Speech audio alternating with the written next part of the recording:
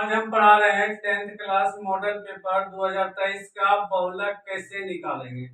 ये जो है सवाल 5 नंबर का आएगा, लॉन्ग में आएगा। तो बहुलक ज्ञात करने के लिए सबसे पहले सवाल जो दिया जाएगा आपका वर्गंतराल रहेगा और बारंबारता रहेगा। ये जो है सवाल जो दिया हुआ रहेगा ये पेपर में दिया रहेगा पहले से।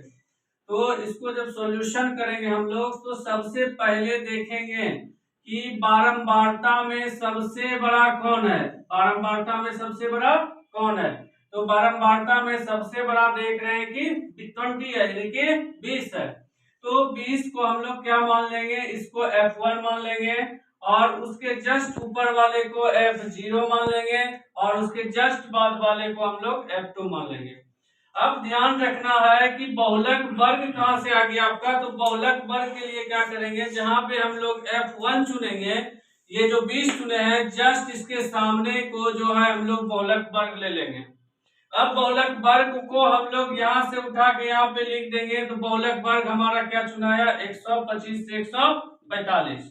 अब इसी को हम लोग क्या कहते हैं, L1 125 हो गया और F1 कितना था, 20 हो गया। F0 कितना था, 13 था और F2 कितना था, 14 था और I बराबर 20, यानी कि I मतलब हो गया बहुलक वर्ग के बीच का दोनों का जो अंतर होगा वो क्या होता है, I होता है।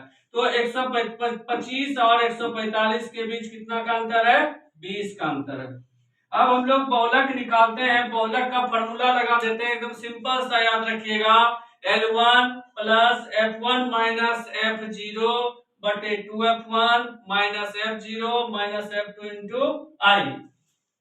अब जैसे ही फॉर्मूला हम लोग लिखते हैं जस्ट सबका जो मान है वहां पे हम लोग केवल क्या कर देंगे, हम लोग पुट कर देंगे। तो L1 कितना है 125, तो L1 के नीचे 125 प्लस है तो प्लस, F1 का मान है 20 तो 20 लिख दिए, माइनस का साइन है माइनस दे दिए, F0 का मान 13 है 13 लिख दिए। उसके बाद फ्रैक्शन डालेंगे, उसके बाद 2 है गुना F1, F1 20 है आपका, F1 20 दे दिए।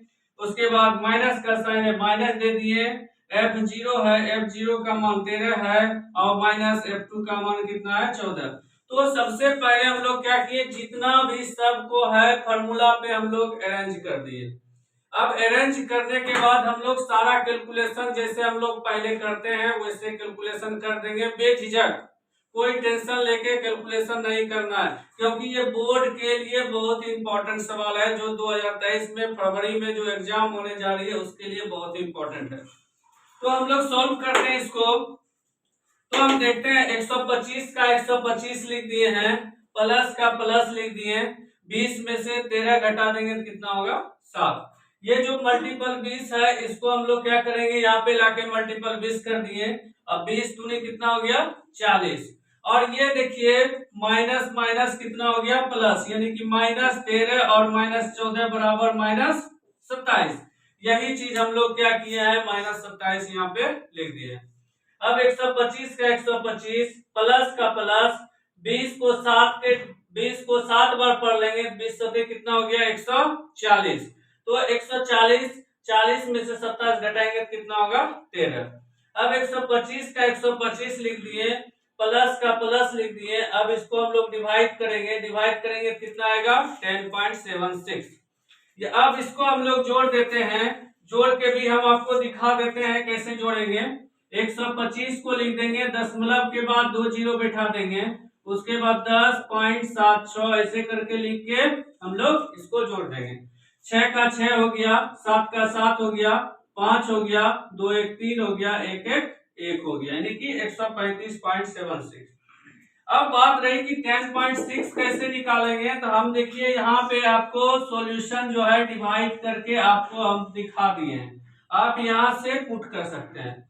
अगर किसी को यहाँ पे दिक्कत होती है तो आप यहाँ पे एलसीएम भी करके जैसे भिन्न का जोड़ बनाते हैं वैसे आप भिन्न का जोड़ बना सकते हैं।